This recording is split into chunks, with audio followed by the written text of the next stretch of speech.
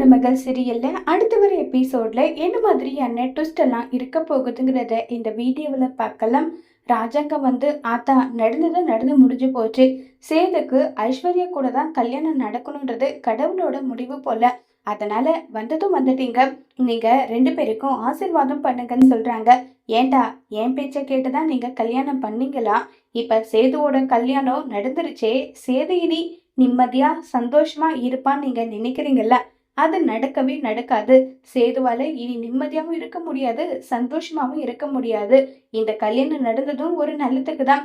ஏன்னா ஐஸ்வர்யா யாரு, தமிழ் யாருன்றத இனி அவன் புரிஞ்சுப்பான். தமிழ் கூட வாழ்ந்தபோது தமிழ் எப்படிப்பட்டவன்றத புரிஞ்சுக்காம ஒவ்வொரு நாளும் பல விதமா அவளை அசிங்கப்படுத்தி அவமானப்படுத்தி எவ்வளோலாம் பண்ணியிருப்பான். இனி தமிழ் யாரு எப்படிப்பட்டவன்றத கூடிய சீக்கிரம் புரிஞ்சுப்பான்.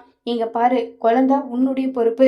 உன் குழந்தைய நீ என்னனாலும் பண்ணிக்கோ, எனக்கு தெரியாதுன்னு சொல்லிட்டு அங்கிருந்து பாட்டி கிளம்பி போக பாக்குறாங்க. உடனே ஈஸ்வரி, அத்தை ஒரு நிமிஷம், இவங்க 2 பேருக்கும் கல்யாணம் நடந்துருச்சு.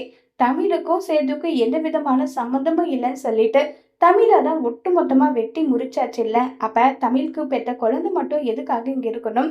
தமிழோட குழந்தைய நீங்க அங்கேயே தூக்கிட்டு போயிட்டு கொடுத்துடுங்க. ஐஸ்வர்யா இந்த குடும்பத்துக்காக புது வாரிசா பெத்து கொடுப்பான்னு சொல்லி ஈஸ்வரி சொல்றாங்க. இத கேட்டதும் சேதுக்கு பயங்கர கோவம் வருது. சின்னம்மா, அப்பா சொன்னாருன்ற ஒரே ஒரு காரணத்துக்காக தான் நான் இவளுடைய கழுத்திலேயே தாலி கட்டியிருக்கேன். தாலி கட்டிட்டா உடனே நான் இவளுடைய புருஷன் ஆயிடுவேனா? எனக்கு எல்லாமே இந்த குழந்தை தான். இந்த குழந்தை கூட தான் என்னுடைய லைஃப் இனின்னு சொல்லிட்டு சேது சொல்றாங்க. இத கேட்ட ஈஸ்வரிக்கு இன்னும் தூக்கி வாரி போட்டுருது. என்னையா சேது, அப்ப ஐஸ்வர்யோட வாழ்க்கை அவ்வளவுதானா? என்ன பேசிட்டு இருக்க நீ? தெரிஞ்சுதான் பேசிட்டு இருக்கியா? ஆமா, எனக்கு விருப்பம் இல்லை நான் சொல்லியும் கட்டாயப்படுத்தி தாலி கட்ட வச்சது யாரு? நீங்க தானே. அப்ப வர பொறுத்தையும் அனுபவிங்கன்னு சொல்லி சேது குழந்தைய தூக்கிட்டு அங்கிருந்து கிளம்பி போறாங்க. இதை பார்த்து பயங்கர கோபத்துல இருக்காங்க ஈஸ்வரி. அதோட இந்த பிரமவை முடிச்சிருக்காங்க.